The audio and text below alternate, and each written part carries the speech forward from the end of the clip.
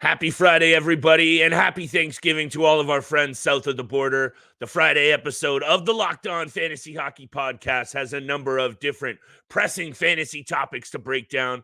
Andrei Vasilevskiy on the return, Patty Kane nearing a deal, and who would you rather, a classic segment back for two of the biggest snipers in the game. Big time bets. Let's tap in and let's get this paper. You're Locked On Fantasy Hockey, your daily podcast on fantasy hockey. Part of the Locked On Podcast Network, your team every day.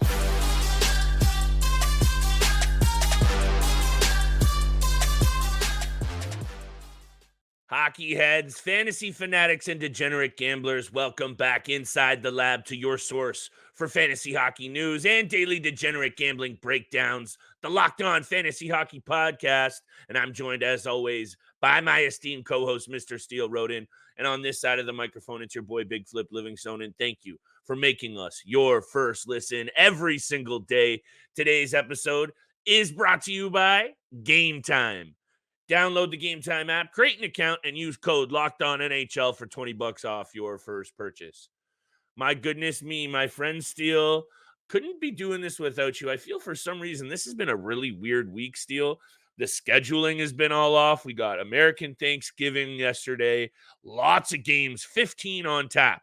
So you know the betting board tonight and our bets is going to be a little spicy. But before we get there, and we're going to have to try and keep these segments short because we got a lot to talk about, including going back to one of our favorite initial segments that we do. Who would you rather? This happens all the time in the fantasy world.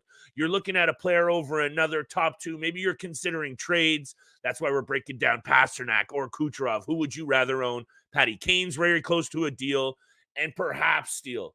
Most importantly for right now in terms of fantasy impact, Andrei Vasilevskiy coming back to a Tampa Bay squad that's been running it out with Jonas Johansson. I know you've had a take on him. Hit me with your take on this entire situation, because I think the fact that this man in Jonas Johansson is leading the league at 17 games played, they've been running him out there far too much, and it's been affecting their success in the standings. They need Vazzy back in a big way. Yeah, they do need Vazzy back, and there's a really good chance of his return on this 3-game road trip, whether it's against the Carolina Hurricanes, Colorado Avalanche, or the Arizona Coyotes. Just like John Cooper said, he would be very disappointed if he doesn't return sooner than the end of November, and it looks like he will be back very, very soon. So it's going to be awesome to get Vasilevskiy back in the blue paint for the Tampa Bay Lightning and all of their fans. But like you said, they've overworked Jonas Johansson so far this year. I think he's done a fine job so far. I think the goals against average and save percentage is what we expected, but he's 8-4-5 on the season. He's played the most games out of all goalies so far, like you said, 17. But moving forward for when Andrei Vasilevskiy does return, I think the Lightning need to tread very cautiously on how they move forward with Vasilevskiy and his workload. I think, my take on this situation would be a 50-50 split for the remainder of the season, because again, you don't want to, Johansson's been overworked himself, but you don't want to overwork Andrei Vasilevskiy, give him a heavy workload, with the 62 games that are remaining this season after coming off back surgery. So you want to be careful with how much time he's going to be playing starting those games. I wouldn't let him play more than 35 games unless they desperately need him in the later stages of the regular season. If they're fighting for, home ice advantage or fighting for a playoff spot, again, they just need to be super cautious moving forward. But for fantasy hockey fans out there, and for GMs who drafted Vasilevskiy, you've got to be super ecstatic about his near return at this point. His ADP this season was 84.7, which is the 8th round. So if you're getting Vasilevskiy, again, he was on the IR for the first 2 months, but you're getting him back at the end of November. I think back to last year and exactly what happened with Charlie McAvoy and Brad Marchand. They started the season on the IR. They fell down the draft board, and it was an absolute steal when they made their early return and teared up the league. So this is what I expect from Vasilevskiy. But moving forward, again, with a surgery and injury as severe as the back, which again is probably the most important maybe for goaltenders who have to stand the entirety of the game in the blue paint, they're going to have to be cautious with his workload. Most definitely. And also just with the fact that this team has been so successful on the backs of, no pun intended, on the backs of their goaltending. Andrei Vasilevskiy has also played a lot of hockey, postseason or regular Yeah. season, over the last number of years. And it's a good thing. It's because they've been going on deep runs. But there are a lot of 7-game series on that body. And I think you've made an excellent point that GMs are also going to need to remember that when Vazzy does come back, it might have to be a situation that you monitor very closely. He could struggle. They might really go to a true 50-50 split to return, really rotating him in and out. So really keep your eyes peeled on this situation. It's good news for sure for the Tampa Bay Lightning, a team that still allow the 7th most shots on net per game this year. What I wanted to say about this entire situation is, and when I think I dig into the numbers, yeah, okay, that's a defensive metric. But when I look at what I think the strength of this team should be, obviously Vasilevskiy, when he's healthy, okay, the defense. But where has the offensive power been when they've been losing games? I know they're right up there at the top of the league. 70 goals, I believe, actually. Let me just bring that up. Yeah, They're 70 goals. They're tied for second right now. right there in second, but they, over the last week and a half, it's gone zapped. They were shut out in back-to-back games. They're losing close one-goal games. And I think what I want to do is just say that the bottom 6 group right now is leaving so much to be desired in Tampa Bay. And here's my take on it, Steele. And, we can move on from Vasilevskiy in a sec here and talk Patty Kane. Is when I look at that lineup and I bring up the lines here, you have Brandon Hagel having a great year playing on that top line. You have Nick Paul having a great year playing on the second line. These are guys that usually prop up the top 6. These are guys that usually eat up all those bottom 6 minutes. And sure, over the last couple of years, Hagel has proven that he can score goals. But this is what happens now when those holes that up top had to be filled by your depth guys. That bottom 6 is really leaving a lot to be desired still. And I think that's why you're seeing this team struggle a little bit. Obviously, Vazzy being out hurts, but there is a lot of hockey left to be played. And I think that back injury, though, is something that you highlighted very nicely, has to be dealt with very carefully, much like the injury for Patrick Kane. Whoa, that was a good segue. By the way, that graphic that we just had up about Vasilevskiy, here it is one more time. Those are his numbers from last year, clearly not playing this season. 34, 22, and 4 last season, though, with a good record and strong numbers. He is one of the best goalies in the league, Steele. But very quickly, one of the best offensive and efficient forwards over the last 2 decades has been Patrick Kane. And now he's nearing a deal with a number of teams, Steele. And I want your take on this because I have a very clear one of where I think he should go. And it's a very similar situation to a couple of years ago with another very gifted, offensively minded forward that's at the end of his career in Claude Giroux. So hit me with your take on what you think about Patty Kane. And can he still bring it, Steele? That's the main question here. Yeah, it seems like no matter where he goes, it's a team that's gonna be in the Atlantic Division. That's the Florida Panthers, the Detroit Red Wings, Buffalo Sabres, Ottawa Senators, Toronto Maple Leafs. It seems like those have been the teams that have been very keen on Patrick Kane and have most likely the destination of where he goes to.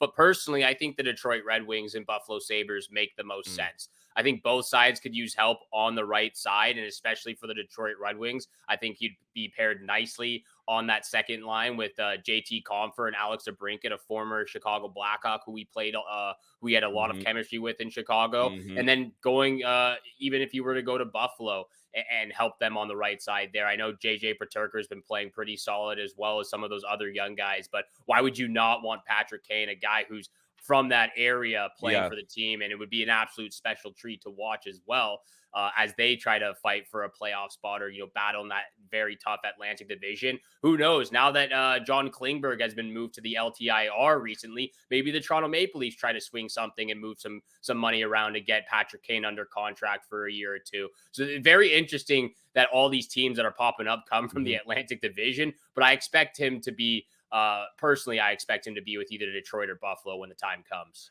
If I were to have to pick, and the quote is up here on the screen from TSN's Chris Johnston, the main 4 teams that are left in the mix here: Buffalo, Rangers, Buffalo Red Wings that you mentioned, Panthers, and of course the New York Rangers that he was with last year. That makes sense to me as well, Steele. But if I have to hit you with the take that I alluded to, this guy isn't going anywhere that doesn't have a really, really good shot to win the cup. And if it's the Rangers, if we're breaking down that line, those teams there, it's going to be the Rangers and the Panthers above the Sabres and the other squad. But that's, again, a side conversation. All I wanted to say is he could slot in nicely like what Claude Giroux did the other couple seasons ago in Florida. Doesn't necessarily have to be that guy. If Matthew Tkachuk's the leader in there, Carter Verhaeghe, Sam Reinhart, and others, he can slide right in there as that veteran. We know they're good enough to go on a cup run. They just got two big pieces back on the blue line. If I'm Patty Kane and I'm seeing other similarities here with what Claude Giroux was able to do with this Panthers lineup, I'm going to have a look at Florida. And hey, why not stay warm, baby? Because this winter month is going to be a little couple of cold ones, but it's not going to be cold on today's episode, Steele. And if you're good with it, I'm going to take us right here to break because the conversation is going to heat up in a minute, my friends. Who would you rather, Nikita Kucherov or David Pastrnak? Right after the break, and of course, big time bets. Today's episode, this show is sponsored by BetterHelp. This time of year, you can be struggling. It's natural to feel some sadness or anxiety. Adding something new and positive to your life can counteract some of those feelings. Therapy can be a bright spot amid all of the stress and change, something to look forward to, something to make you feel grounded, give you tools to manage everything that's going on. If you've benefited from therapy, you got to be checking out BetterHelp. This is what you need every single day in your life. And if you haven't tried yet, you got to be checking out today. Give it a try. It's entirely online, designed to be convenient, flexible, and suited to your schedule. Fill out a brief questionnaire to get matched with a licensed therapist and switch therapists anytime for no additional charge.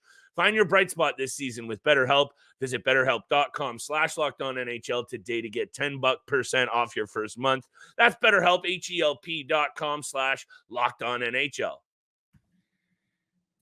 And thank you so much for making the Locked On Fantasy Hockey Podcast your first listen every single day. We got to mention this because it is amazing. Locked On has launched the first ever national sports 24/7 streaming channel on YouTube. Locked On Sports Today is here for you 24/7, covering the top sports stories of the day with local experts of Locked On, plus the national shows covering every single league. So go to Locked On Sports Today on YouTube, subscribe to the channel, the first ever national sports 24 streaming channel. And thank you so much for tuning in for today's episode with Flip and I. We appreciate all that love and support. Continue to hit the subscribe, the follow button, a 5-star review. Again, we appreciate all the love and support, and keep leaving those comments on the YouTube channel. We really do love the feedback we get from all of our listeners out there. So thank you so much for all of that. Let's move forward, though. We got big time bets at the end of this episode. Big betting board for Friday night, huge. or Friday throughout the entire day, actually. Yep. But let's talk about who would you rather? Sure. David Pastrnak or Nikita Kucherov? I believe you're going with David Pastrnak in this instance. I'm going with Nikita Kucherov, but I'll throw it over to you so you can have the first kickoff of this conversation. I missed this segment, number one. You and I are going to start getting a little bit more structured with our week-to-week schedules on this show, breaking down some more regular segments to really help the fantasy heads out there. But very quickly, speaking of which, just to wrap up that Patty Kane point, wherever he goes, any of those teams steal. You know, he's slotting right in there on the top power play and likely right there on the top line with whoever it is that's going to put up points. So he obviously becomes relevant. Anyhow, both of these players steal eerily similar numbers over the last couple of seasons when I looked at these numbers back and forth. So as much as you and I like to have these conversations, I think right here, right now, aside from maybe the fact that David Pastrnak is a few years younger, this is a pretty even draw, because if you have either of these guys on your team over the last couple of seasons, and I'm going to bring this up here, you have probably been in the mix for the top spot in your league. Yeah. Over 148 games over the last 3 seasons, 211 points for Nikita Kucherov.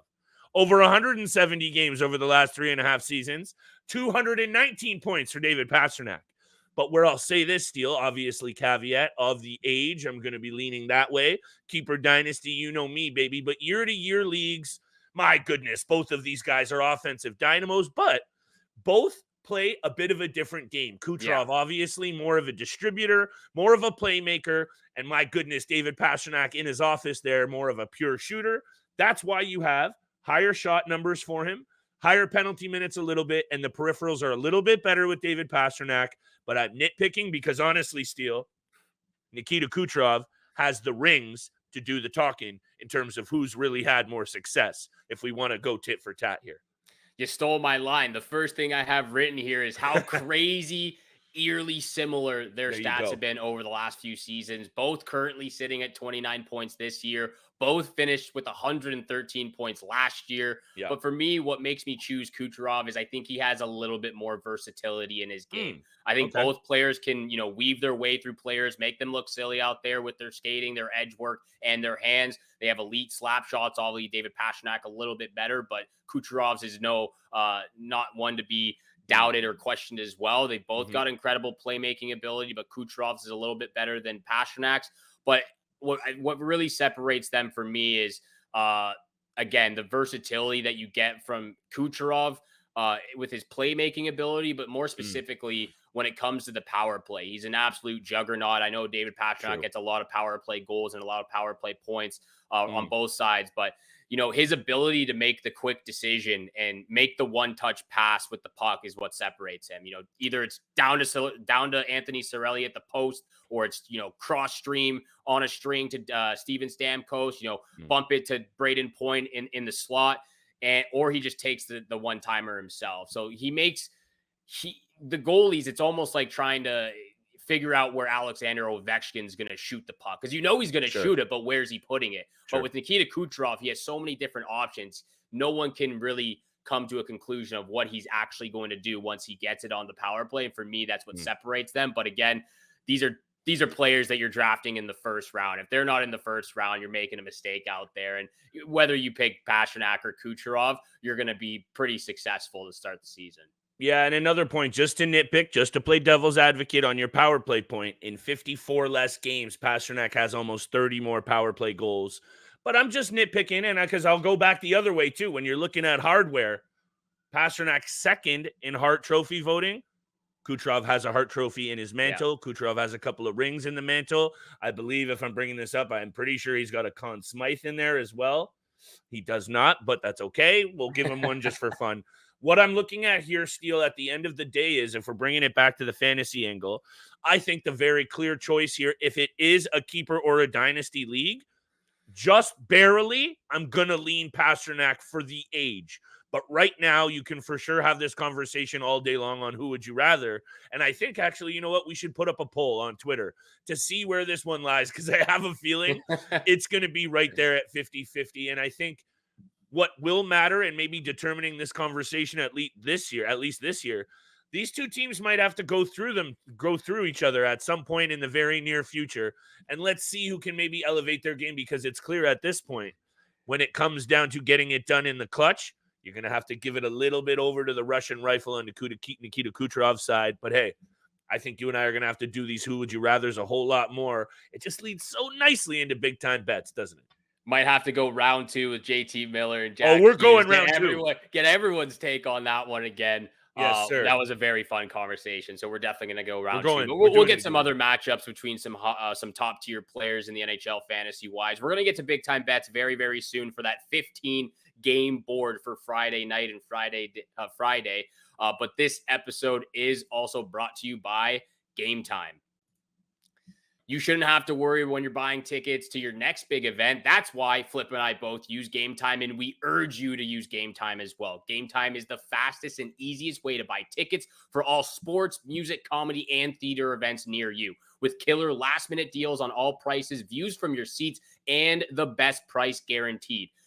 My girlfriend and I, we love going to NHL games, but we're pretty last minute when it comes to those plans. And the Game Time is there even 20 minutes before puck drop. And they make sure you get your tickets super fast. Last minute tickets, flash deals, zone deals, easy to find and buy tickets for every kind of event in your area. The views from your seat at the venue, the lowest price guaranteed, event cancellation protection, and job loss protection. So Game Time is the only ticketing app that gives you complete peace of mind with your purchase. They're obsessed with finding ways to help you save money on those tickets. And Game Time has deals on tickets right up to the start of the event and even an hour after it starts. It's the place to find last minute seats. And the Game Time guarantee means you always get the best price. If you find tickets in the same section and row for less, Game Time will credit you 110% of the difference.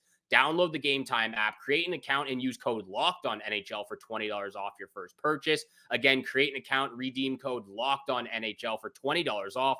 Download Game Time today. Last minute tickets, lowest price guaranteed. And thank you so much for making the Locked On Fantasy Hockey Podcast your first listen every single day. Continue to hit that subscribe, leave a follow, and a 5-star review. We appreciate all that love and support. Continue leaving the comments on the YouTube channel, getting some great ideas from all of you out there that are leaving those comments and all of those feedbacks. So thank you so much. We're going to try to return the favor when it comes to big time bets. Yes, sir. For Friday's big game board. Lots of games to choose from, Flip. I believe we have one or two from the same game. For sure. But again, there was a lot of juicy matchups here. I wanted to pick like 6 or 7 to talk about, but I kind of shrunk it down to my top 3. I like that, but also the problem here with me, Steele, we've talked about when it's like a 3 to 6 game board, you can really kind of focus in and do your research, pick your spots. When I see 15 games on the board, I get very, very overwhelmed. And the fact that there's also, let me count this up here. You give me an abacus. 8 afternoon games starting before 3:30 or earlier Eastern time. There's caveats here. These guys have maybe been at home with the family. Home teams pay attention to sluggish starts. They've been at home eating turkey and stuffing with the fam. These are degenerate gambling angles that you have to remember, Steele. Too much cranberry sauce makes the skates move a little bit slow. So that's all I would say ahead of this board. And I'm really glad to hear that you're kind of paring your picks down. That's not a food joke, but here we go. If you're okay with it, I'll holler at you with 2 because they come from the same game. And sue me if I'm going to the Toronto Maple Leafs and I'm going to Austin Matthews. But I think you're going to back me up on this one because dig into his numbers against the Chicago Blackhawks in his career. I implore you to do that. And this is why I'm going to Austin Matthews over 1.5 anytime points. I think he goes off. I'm going to say 1 goal, 1 assist. I could see a couple of assists and a goal. Bottom line is, in how many games here, Steele? 13 career games, regular season against the Blackhawks, 8 goals, 12 assists for 20 points. I'm loving that angle. Austin Matthews has been a little quiet, so I'm going with that. And I think this is going to be a high-scoring game. And when you dig into those numbers, Steele, and I think it's 7 of the last 10 between these two have gone over the number. 6 of Toronto's last 7. High scoring over the number. Hit me with the total 6.5 over at -120. That's my second pick. Love both those picks. Probably should go William Nylander over 1.5 points as Probably. well in his matchups. He's been an absolute stud on that 17-game point streak. But my first and lock of the night does come from that Leafs game. It's going to be Matthews' anytime goal. Like you said, 8 goals in 13 games. He plays very well against Chicago. And it's going to be nice to see another matchup between Connor Bedard and Austin Matthews. So that would be very fun to watch. I'll just rattle off my next 2 picks. They both are an over-under. Second pick of the night. Oilers, Capitals, over 6.5 in this matchup. The goaltending from the Oilers continues. Hold on a sec, Steele. How about those Washington Capitals? My goodness, this is really bothering me. I don't know what's happening here. Dude, I was gonna bring it up, but totally spaced out. It's okay. I don't know what's going on with it, but I'm not buying into it. I'm not buying into this whatsoever. I don't know how they're top 2 in the Metropolitan. I don't know how they're there on a 5-game winning streak. They don't look great, but they're getting the wins. Charlie Lindgren with some pact with the devil is on a heater. Anyway, sorry to derail you there. I was hoping we didn't have to get down this railing of sadness. Anyway, go ahead. Oilers, Capitals, over 6.5 in this matchup. The goaltending on the Oilers continues to be garbage. Again, not really buying into the Washington Capitals, but I don't know who's going to win, but I believe there's going to be a ton of goals scored in this matchup from both sides. Final pick of the night. Predators and Blues over 6.5 in this matchup. I don't know if this is correct, but I believe 8 out of the last 10 games have been over the number. That's correct. Why I'm going with over 6.5. It's at great odd right now at +112, I believe. But yeah, those are my 3 picks. Lock of the night, Matthews, anytime goal. Absolutely love it, Steele. And I've been loving using these graphics. Holler at us on YouTube to make sure you're tapped into all these fire graphics. Total has gone over the number in 5 of the last 6 of Nashville's games on the road in St. Louis. And total has gone over the number 8 of the last 10 between these two. Like you said, My lock of the night is Nashville at St. Louis over 6.5 Steele. That odd is fluctuating. I see it. I think what did you see it? I said minus 115. You've seen it out there at what? Plus 112 on FanDuel. Wow, giddy up. So let's get it, because I think this has got all the makings of a barn burner. Loving these picks, Steele. We've been keeping that loot train running, my friend. This week has been a good one. Let's slide into it. Also, big time Saturday special episode coming up. Even more picks and breakdowns for all of Saturday's action. So make sure you're tapped into that episode tomorrow as well. Tapped in for the Saturday weekend special. 2 in a row. I actually like doing a few of these weekend specials. We might have to do this every once in a while in the month. Thank you again so much for making the Locked On Fantasy Hockey Podcast your first listen every single day. And again, Locked On has launched the first ever National Sports 24 streaming channel on YouTube. So make sure you go check out the Sports Today on YouTube and subscribe to the first ever National Sports 24/7 streaming channel, brought to you by Locked On Podcast Network and the local experts of Locked On. So thank you so much for that. Thank you for tuning in for today's episode with Flip and I. Have a great day. Good luck with all those bets out there, and we shall see you back here again tomorrow. Peace.